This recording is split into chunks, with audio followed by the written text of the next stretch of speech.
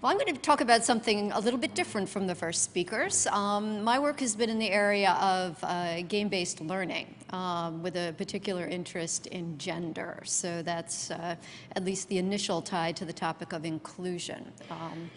Now, I got started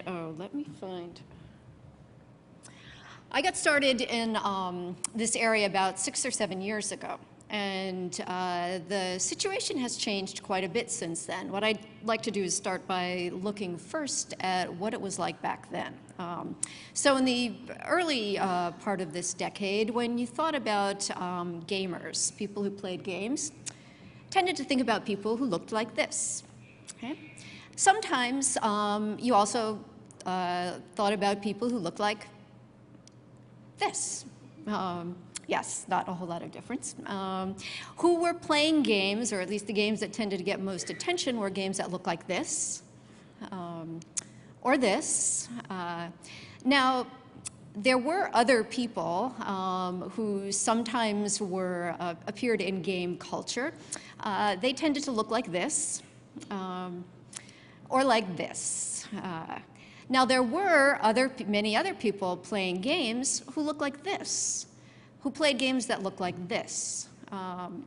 But they tended to be considered the dreaded casual gamers. Now, there were millions of people playing those kinds of games, spending innumerable hours on such games, but they weren't considered real gamers. Okay. Sorry, just my screen is cut off. Now, when the topic of learning in relationship to games came up, at least commercial game designers typically reacted in this sort of way, with horror. Why? Because the kinds of educational games that were available then, or that people tended to think of, looked sort of like this, okay? Not the most fun, engaging sorts of games that you can imagine, okay? So today, now we see a lot more and hear a lot more about women gamers and those who just aren't playing casual games. We even see women like this, older women, playing games. And you'll notice, and I think this is a credit to the handheld field, a lot of this change was associated with handheld games. They even have their own women even have their own magazines and their own pink game consoles. Games like this and this are getting a lot more attention, serious attention, from game designers and from educators. And commercial game makers are even making games like this with an explicit educational focus. Now, I will say I'm not on the payroll of Nintendo, though it might seem that way. Now, unfortunately, a lot of this change, or some of this change, we suspect, is driven by money. Okay? And unfortunately, we still have a hard time, I think, thinking outside the box. Okay? So women who are playing games still often are hot, young, and sexy. And educational games, while they look a lot more like commercial games and are a lot more engaging, we just can't seem to get away from things like equations and vocabulary, things like that. Okay. This, by the way, is really not situated learning.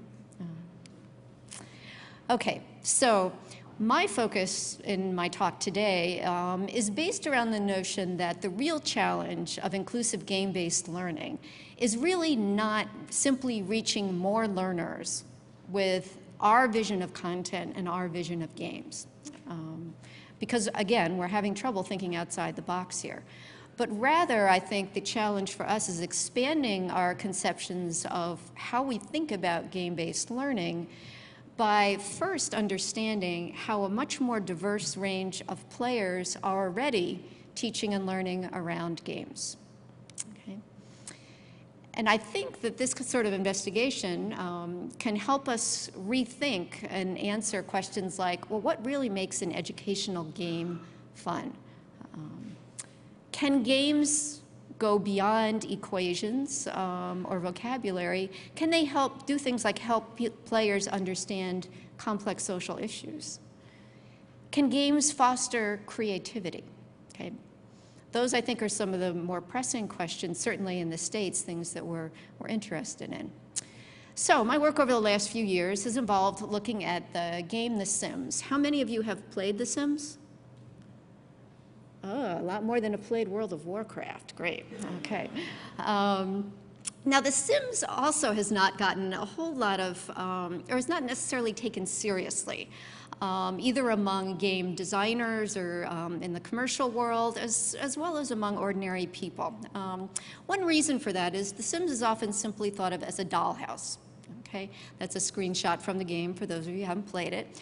It's assumed that it's played mostly by little girls like this. Now, none of you who raised your hand out there, though, I think were little girls. In fact, I don't think all of you were girls. So that's actually a misunderstanding. Many of the Sims players are actually male, and they are adults. Okay, although it's hard to often find a man who will admit to playing The Sims, which is an interesting problem. So people often don't think very highly. Well, this is actually probably one of the more positive views of The Sims. This was a quote from a dad who was interviewed for a magazine article about The Sims. Now, he actually approved of his daughter playing The Sims because he thought it taught her good consumer habits, things like saving money or spending your money first on essentials before you bought things like swimming pools. Now, from a more negative perspective, people often look at the game as simply instilling consumerist values among children or teaching girls things like household management, which is considered pretty retrograde. Okay. Well, among other things, I've been interviewing girls who play The Sims, and you know what they actually do? This is one example. There's a cheat code in The Sims that lets you get men pregnant. And they have alien babies. Now, the girls love this, and frankly, the male Sims respond to having babies much as you might expect. They're pretty inept fathers, and they're horrified at being pregnant, and the girls really love this. One group of girls that I looked at like to create sweatshops in The Sims. They discovered that they could put all the Sims together, give them a task, give them only the basic essentials, which in The Sims are a toilet, a refrigerator for food, and a bed. And they kept them hard at work. If any of the Sims rebelled, they sent them off to a place they created called Exile Island. I look at 12-year-old girls quite differently now in terms of what I think their interests are. You might talk to a 12-year-old girl yourself. Now, The Sims was created by a man called Will Wright. Most of you familiar with who Will Wright is? Yes? Yeah? Will Wright is considered an icon in the game design world, at least in the States. He not only created The Sims, he created a whole series of sim games, SimCity, more recently Spore. And he has an attitude towards games and game design that I think is really important. Wanted to put it up here. He sees games as creativity tools. Okay, think about that. I'm not sure it's a way we often look at games. Games are creativity tools. And he sees the role of a game designer as to spark creativity in users. And he also considers it essential that games are only the center of a strong community. In fact, when he designs games, he goes out of his way to involve the community before the game is even released and builds in tools into all his games that allow users to create content, to be creative, and do things that they want to do with their games. Now, from one perspective, that's good business sense, because what it does, it extends the life of the game, and it actually creates a huge amount of content for other players that he gets for free. What's interesting to me, this was a fear there was a fear expressed at the recent Tokyo Game Show. I don't know if you've heard about it. It's a big exposition where major game makers show off their new technology and their new games. Now, one of the things that's interesting, particularly from the perspective of handheld learning, is that the major console makers are terrified. And what they're terrified of are handheld games. The handheld game market has become so huge and it's so inexpensive for people to download games that they're in dire fear that it's going to undermine the major game industry. This game industry leader had this to say. Well, you know what we need to do? Maybe we need to shift away from better and better hardware to thinking about building communities around games. Well, guess what?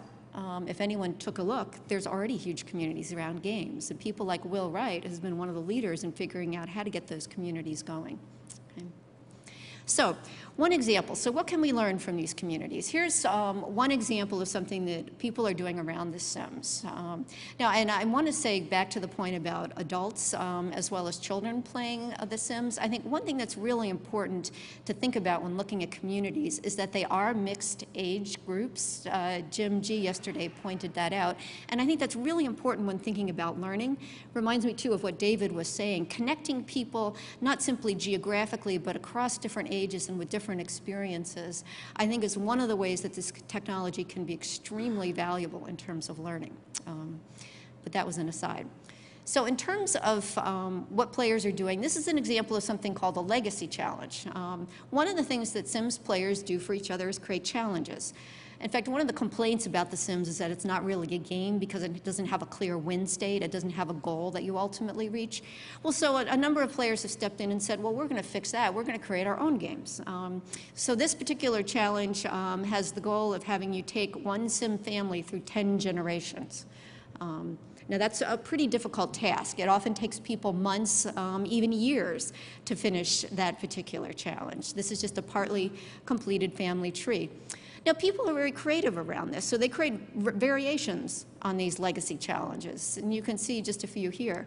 But the challenge that I want to talk a little bit about today was one that I found very interesting from an educational perspective. This is the book Nickel and Dime. How many of you are familiar with this book? No. Okay, you don't play games and you don't read books. Okay, folks, what are we doing here? I would highly recommend this book. The author, Barbara Ehrenreich, decided that she wanted to have the experience, to get a sense of what it was like to be poor in America. And so what she did is she spent more than a year going through different low-paying jobs. She spent a few months, for example, working for Mary Maids, the house cleaning company. She worked for a few months in Walmart, etc. And she documents her experience in this book. And it's a very striking book because one of the things she discovered is that it was almost impossible for her as a well-educated upper middle class woman to cope by living in these low-paying jobs. She discovered many things like, the fact that, she had to pay huge amounts of money to live in hotel rooms because she couldn't afford 1 month's deposit for an apartment, things like that. So a Sims player, a woman, middle-aged woman, read this book, and she posts on one of the Sims fan sites, she said, this book really made a big impact on me. And it inspired me to create a Sims challenge, a Sims game. Okay. Now I ask you, how many of you would read a book about living in poverty and think, wow, what a great game that would be? Gee, how fun would it be? So already, we got someone thinking outside of the box here. So she said, well, so I'm going to make a game that's inspired by this book. Now, it's not based on the book, but it's inspired by it. So my challenge is going to be to have players get a sense of what it's like to be a single mother, okay, by playing out that experience in The Sims, okay? Now, those of you who think, well, geez, how much fun could that be? This is just a brief part of the bulletin board discussion of this challenge. And at the time I copied this, which was sometime last year, more than 20,000 people had already looked at the game, okay? Who knows how many people had actually played it, okay? So it generated a huge amount of interest on the part of this community. And let's take a look at why, okay? One thing I want to say about this, and this relates to things that we can learn from the community, I think what this woman, her name was Yanks, was doing, was a different sort of game modding. Now, we've given a lot of attention, at least in the games and learning area, to the kind of highly technical modding that often young males tend to do, which involves going actually into the software, reprogramming the games, or in other ways using highly technical strategies to create new sorts of games from existing commercial games. And that's not quite what this woman was doing. She was modding, she was creating a new game, but with a different sort of technical expertise. So here's how she describes the goal of the game. Now, and for those of you who, again, who are worried about lack of text and kids or adults not reading because they're spending so much time with this technology, you should take a look at some of these forums and discussion boards. So she sets out a goal here of being successful as a single mother, raising kids who ultimately, ideally, will go on to college. Now, one of the interesting things about this is she can't stop just with the goal. Because The Sims, if you think about it, and you think about the picture I showed you, is really not a good poverty simulator. Okay? It's mostly about enacting a very suburban middle-class lifestyle. So to make this seem more realistic, she's got to create a whole lot of rules that constrain the player's gameplay in ways that create a more realistic poverty experience. So these are just a few. Okay? Here are a few more. In fact, she has posts and posts and posts of rules. So what you see here is that while she didn't necessarily had the technical knowledge to go in and change the game, the software itself, she had to have a highly sophisticated and technical knowledge of the rules of the game, in essence of the rules of the simulation, in order to create a realistic challenge. Okay? In fact, this is the only thing that she created. She created a very small house for people to download if they wanted to use the house to start the game. Okay. Now, I think what she was doing, and I think this is very important, is she was actually adapting or adopting a very core principle of game design. And if you read game design books, you'll find this statement in one form or another in it. She found a metaphor, she found a theme that she realized could lead to very interesting gameplay. And that's what she organized the game around. She didn't organize it around spiffy technology or graphics. She organized it around a meaningful theme. And the point was not to make it realistic, at least in terms of how it reflected real life, but more make it realistic in terms of the feelings that people would have as they played through the game. Okay? So let's look at that. Okay. So I already referred to that different perspective on technical knowledge and also different perspective on model-based reasoning. So now one of the things that makes these games fun for Sims fans is that they're not shy about disagreeing with the people who create the games. This is just an example of one post from the discussion. After she posted the game, a lot of other players started to weigh in about their sense of whether or not the rules she created were appropriate and realistic in terms of simulating the life of someone in poverty. Okay? So this one happens to be from someone who is self-identified as a poor person. And just as an aside, very interesting, right? The people who we claim aren't gaming and don't have access to technology, you'll see a lot of them represented here, which I think is fascinating. So this person says, based on her experience, that it's completely unrealistic to not allow smoke detectors because they're actually required by law in public housing, at least in the States. Okay? So you've got someone weighing in based on actual experience. So she's in many ways questioning the model underlying the simulation that Yanks is trying to create. But Yanks is prepared for this. So she replies in a very logical and well-reasoned argument why, in this case, it's appropriate not to allow smoke detectors because of the other aspects of the game that would make it too easy and unrealistic. Okay? So I won't read that to you, but you can see, you know, she has, again, she draws on her knowledge of the game, compares it to what a real-life poverty situation would be like to support her design decision. Okay? And she continues on here. So there's much of this discussion around the rules of the game in the context of this forum. And that, I would argue, is a form of model-based reasoning, much like we want young people and adults to be able to engage in school and in real life. Okay? They're questioning the rules as they relate to modeling a complex social situation. Okay? Another thing that is reflected in this challenge is how Yanks herself, as well as the players, are using and cultivating what I'll call socio-emotional intelligence. Now, many of you maybe are familiar with the concept of emotional intelligence that's described in a book and subsequent work by an author whose last name is Goleman. Basically what this consists of, his argument anyway, is that there's a certain form of intelligence that consists of being able to understand, respond appropriate to both your own emotions as well as the emotions of other people. And I'm extending that with a sort of socio-emotional prefix to extend to understanding the social context and how that relates to those emotions, to that affect.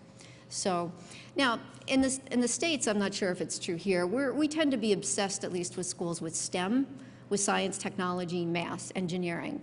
And the sort of soft skills, soft side of education tends to go by the board. And I think it's a big mistake, actually, for a variety of reasons, including the fact that we have all this great technology but don't know how to use it appropriately or to positive social ends.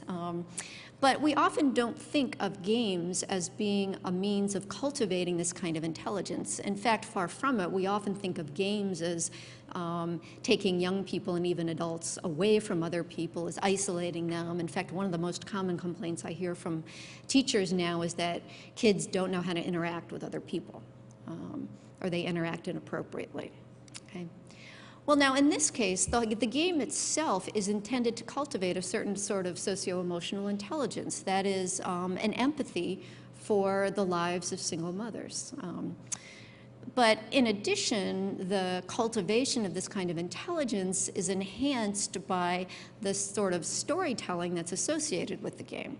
So not only do people go off on their own and play out the game, they create stories about their game characters. These are cover shots from just a few of the stories that people have created. You can see they range from, let's see, there's two on your left side that are mothers with different numbers of children in their family. The top right, one male wrote in to Yanks and said, well, could I play this out as a single father? And by the way, I'd like him to be an alien. And she said, sure, what the heck? So his story is about a single alien father and the challenges he meets as a single dad. The other one is a more historical variation on the game. So people have fun with this. They're quite creative in terms of the settings. But they tell stories associated with their families' lives. So they give their characters names, and they document through taking pictures in the game and writing their own text what's actually going on in the game. So here's just one example of a player writing about her character. Now what's interesting here is to note the emotional engagement here. She's talking about poor Deb, and then she starts talking about herself starting to freak out. So there's a sense of identification through telling stories about the game and the game characters that makes this even more compelling. And players share their stories. Obviously, I got this off the forums, so not only are people playing the game and creating stories about it for themselves, they're also sharing it with other people, and people are reading and comparing and learning a lot from each other. Okay. And a couple more points too, people start sharing their stories about their real life experience. I think this one is pretty telling. This was from a woman who self-identified as a single mother, and she said, you know, this is so powerful. I'm going to save it and I'm going to share it with my own son when he's old enough to understand it. And isn't it wonderful that people actually are trying to and actually show empathy for single parents, okay? One last point from this. In this scenario, the educator serves quite a different role from the way we usually think of teachers. In fact, they resemble more of a dungeon master. I don't know if you're familiar with that term. Many of you played Dungeons and Dragons years ago. But the dungeon master is a person who actually coordinates a game experience. They're a participant as well as a leader in the game. So they do things like give encouragement. They allow people to bend the rules. They make up rules in order to make the game a more challenging and entertaining experience. So let me move to the conclusion here. So what can we gain from looking at these kinds of experiences that players are designing for themselves around games like The Sims? Well, one is, at least in terms of this particular example, it allows us to think more broadly about the potential of game-based learning. And these are a few of the things that I went through. What it also suggests is that perhaps we need to think twice about things that we often dismiss as being trivial. things like a household simulation, a single mother's life, and middle-aged women making and playing games. Thank you.